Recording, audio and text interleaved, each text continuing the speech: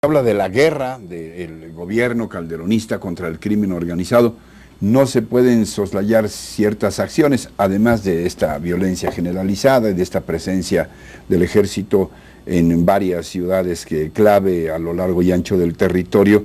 No se puede soslayar la detención y o ejecución de algunos miembros destacados, algunos por su actividad y otros por su crueldad dentro del crimen organizado. ¿Qué tan importantes han sido estas detenciones realmente? Lo son en sí mismas y por el efecto esperanzador que generan y que el presidente y el gobierno buscan que generen. En medio de la impunidad, que es uno de los factores que deben tenerse presente en el análisis de las cosas, el hecho de que Arturo Beltrán Leiva haya sido localizado en el centro de Cuernavaca y el Teo haya sido localizado en Baja California, en La Paz, indica efectivamente un trabajo de búsqueda de inteligencia, de información, que es un instrumento que se había abandonado y no se ejercía. Pero estamos todavía en espera de los desenlaces. Arturo Beltrán Leiva murió. No se nos ha explicado con claridad las circunstancias del enfrentamiento, de la escaramuza en la que murió. Además, provocar una escaramuza en un condominio pobladísimo es de una irresponsabilidad tremenda. Si había habido ya la información bastante para localizarlo, se lo hubiera podido detener sobre la marcha cuando salía alguna de sus correrías y no en el domicilio donde estaba rodeado, estaba protegido por el vecindario, protegido aunque no voluntariamente, sí, pero humanos, se había escudado exactamente ahí. Y en el caso del Teo, el jefe de El Pozoleros,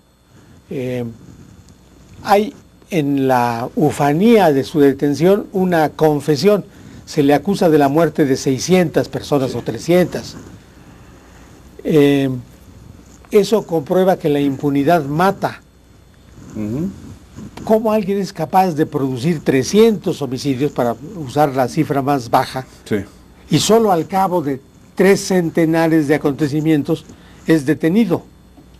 No hubieran muerto 300 es que se personas. Tiene la certeza de tantos crímenes, pero además y no hubieran ocurrido. Claro, Nunca lo detuvieron. Sí. Hace falta una estrategia más completa en la que los expertos han insistido. Tiene que ver con los dos extremos del fenómeno. La prevención, mientras no se achique el mercado, y al contrario, mientras crezca, no se puede garantizar el éxito de un combate. Entonces hay que prevenir que no haya clientes, que no haya consumidores, que disminuya la demanda. Y en el extremo final, que no sea posible introducir al circuito legal del dinero la ganancia provista por el narcotráfico. Y en esos dos campos no se está trabajando suficientemente. A ver, Virgilio. Creo que toda guerra, y no soy militar ni tengo conocimientos militares así específicos, se lleva a cabo con una estrategia y una táctica. La estrategia que hablaría de qué objetivos se persiguen y la táctica para ver qué se hace para conseguir esos efectivos. ¿Cuál es la estrategia de esta guerra? Iba a decir, perdón, una combinación entre Sun Tzu y Benedetti, ¿no? Así es, Ricardo. Esas son todas las lecturas militares. Así es. ¿Cuál es la estrategia de esta guerra? ¿Cuándo podemos decir que vamos hacia el objetivo buscado, propuesto, o que se nos ha dicho que implicaría el fin o la cercanía del final de la guerra? ¿Aprender a todos los capos? ¿Aprender a otros como los que se han aprendido o muerto en estos meses? ¿Cuántos hay de ellos? ¿Los lograremos tener a todos en algún momento? ¿Hay plazos temporales para conseguirlo? ¿O cuál es el objetivo? ¿Que se acabe el narcotráfico en el país? ¿Que ya se deje de trasegar con él a través del territorio nacional todas las cantidades de drogas? ¿Que se detenga en Estados Unidos el tránsito por la frontera nuestra, de nuestra frontera hacia ellos, ¿Cuál es el como objetivo? en una pelea, ¿quién es el referee y en qué condiciones va a decir que esto ya se acabó y que ya no le sigan pegando a estos cuates porque ya no hay posibilidades? Eso no está claro, eso no está claro, Ricardo. José Antonio. Nunca lo estuvo y por eso no tenemos los indicadores de decir, en realidad vamos ganando, cuándo se va a terminar o cuándo ya podemos decir que se redujo la violencia o que se reduce la producción de marihuana o que se reduce el consumo. ¿Cuál es el objetivo?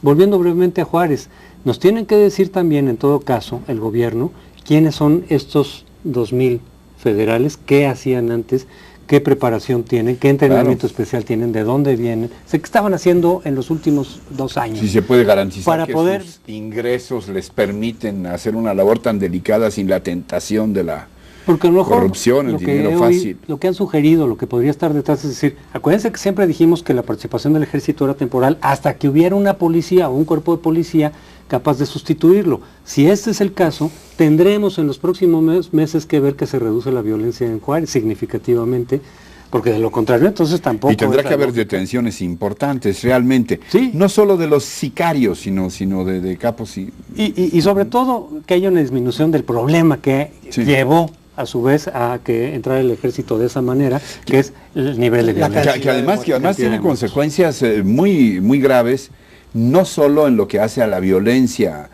por sí misma, que es terrible y es una presión social brutal, espantosa. Uno habla con gente con la que conoce allá y te dicen que ya nadie se cita para cenar, o después de cierta hora, etcétera, etcétera, la gente se encierra en sus casas.